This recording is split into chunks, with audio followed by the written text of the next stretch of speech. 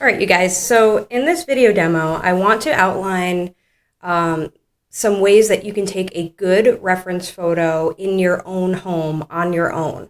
And you might be thinking, well, she just wants us to take a photo, so that's pretty easy. Why do I need all this instruction? And the answer is your drawing will only be as good as your reference photo allows it to be. So it's important to do it the right way. If you have a blurry photo, an unclear photo, or one that doesn't show a range of value and good shadows, then it will be hard to make a really good drawing. So it's important to watch this video to the end so that you can take a really good reference photo on your own.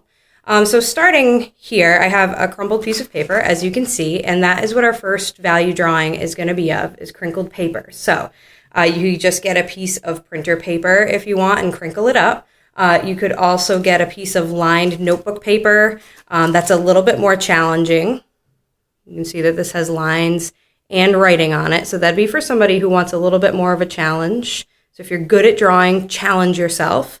But you can stay plain if you want, and you can crinkle it however you want. So it can be really bunched up in a ball. It could be laying flat, a little bit flatter, with still some crinkles in it. So the idea is we're doing a drawing of crinkled paper. So not just one fold down the middle, but crinkles in it.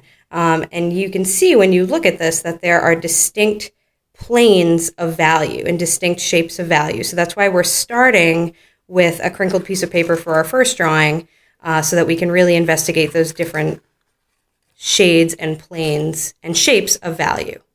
All right, so I'm going to crinkle this back up the way I had it before because I kind of like that. So right now I'm in my studio and I'm a painter, so you can see that my surface, the table that this crinkled paper is sitting on, is kind of complicated. It has a lot of paint splatters. You can't really see a distinct shadow that's being cast on the table because there's so much going on the surface. So I want to simplify that, and the way I'm going to do that, I'm just going to get a large sheet of white paper and I'm going to place it on the paper. So now you can see that this is much more simplified. I can see an actual distinct value, and when I go to draw this, I'm going to know what value to make it, and I don't have to get bogged down with what my surface looks like or what sort of complex things are on my surface. This is going to be a hard enough drawing without having to deal with that.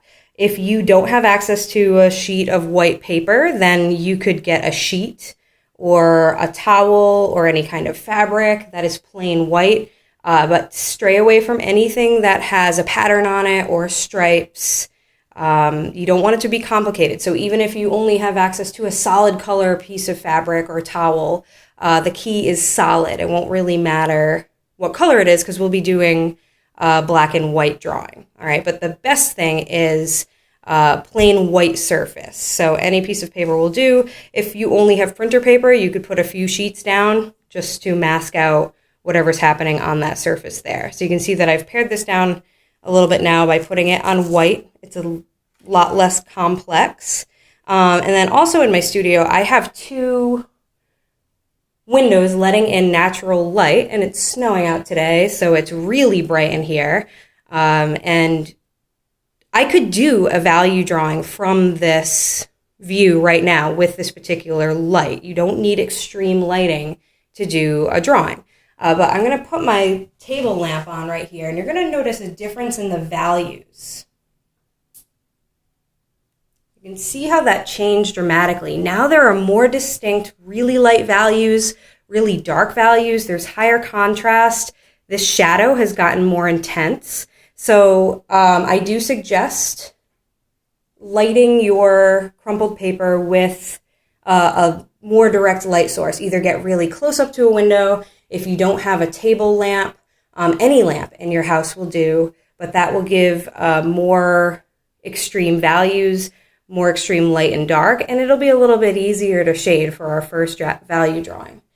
You notice also the closer, so right now I have about 2 feet between my piece of paper and my lamp, but the closer I move the lamp, the shorter that shadow on the surface gets, but the more intense my values get within the crinkled paper itself. So now, right now, my lamp is about a foot away from the paper. So depending on, this is just a matter of what you like. I kind of liked that longer shadow, so I'm going to move it back to about 2 feet away. There's still a good range of value in that crumpled paper, so I can keep it that way. But you can play around with light. I wouldn't have the light right up close to it, so bring it right up close so you can start to see it in the view. Don't do that, because look at how bright those lights get. It gets really washed out. If you have the lamp way too close to your subject, it will wash out your lighter values. And you don't want that. You want a little bit more of a range. You want to be able to see some differences in value, even in the really light areas. So keep it at least a foot away. If you push it back a little bit farther, you'll get a longer shadow being cast, which I kind of like. So I'm going to keep it like that. And then turn around your paper in different ways. Actually, just doing this makes a more interesting shadow. So think about things like light and shadow, right? Those things will make an interesting drawing. So you can reorient your paper however you want until you like it. And you can be snapping pictures each time you do this too. All right, so I sort of liked it this way. So once you get it to a place where you like it, and you feel it has good values, a nice looking shadow being cast, then you can start taking pictures.